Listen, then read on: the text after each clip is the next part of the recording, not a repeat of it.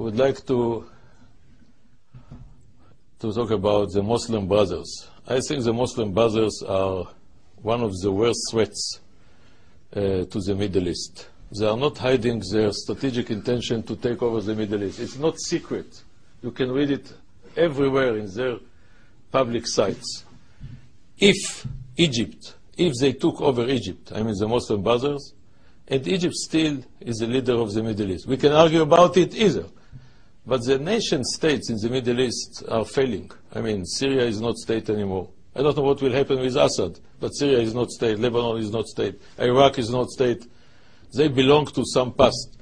Egypt is all its history, 5,000 years, with 90 million people, maybe 85, maybe 87, nobody knows exactly.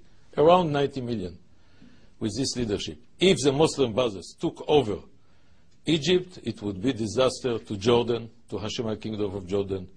We felt in Israel the pressure from the rising Muslim Brothers. Hamas, they are integral part, they are the Palestinian integral part of the Muslim Brothers.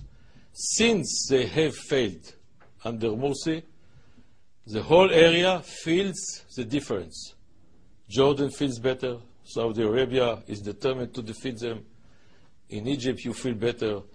The security along our borders is better. Hamas is isolated. And I must share with you, the Muslim, and I'm not authorized to speak on behalf of the Arabs, but I allow myself to share with you the great relief that I can feel personally in Jordan, in Egypt, and other states after the collapse of the Muslim Brothers.